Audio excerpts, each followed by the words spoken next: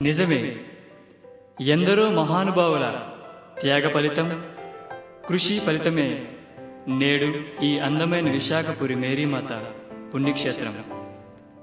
ఆ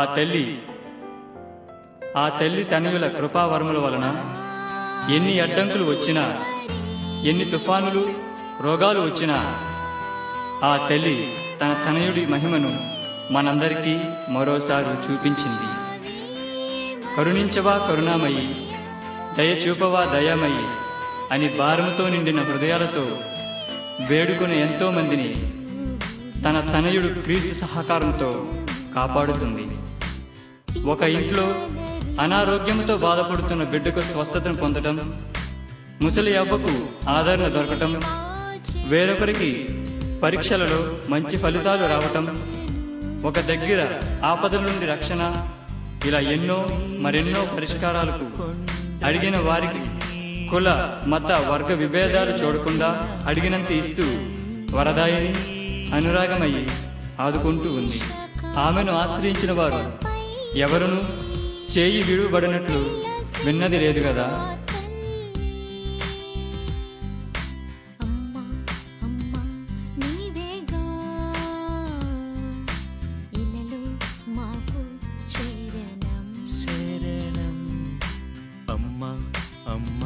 నీవేగా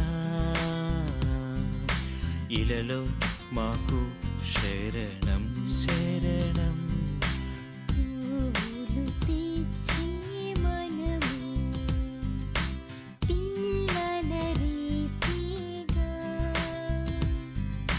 తల్లికి సేవా చేతుము రాండు చెను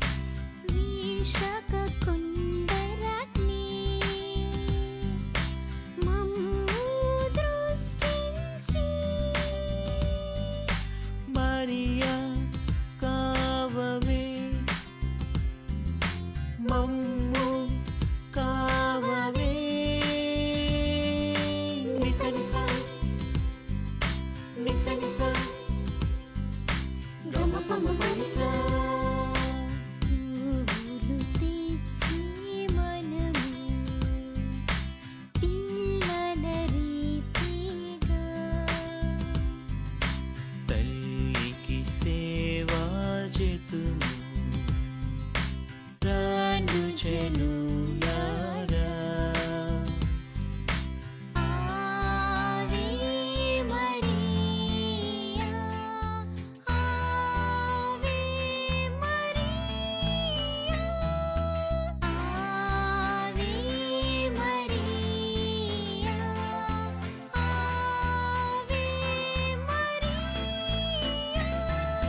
హిందూ దేశస్థులెల్లరూ కరుణ చూడాలి,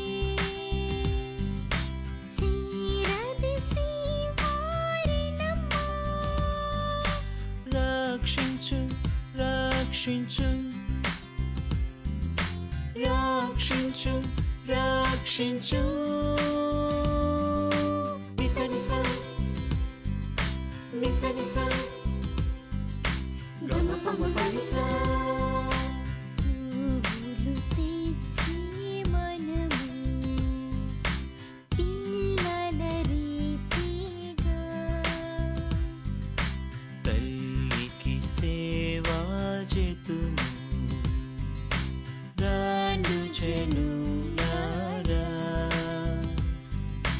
విశాఖ కొండపై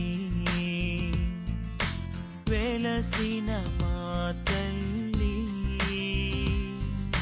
విశాఖ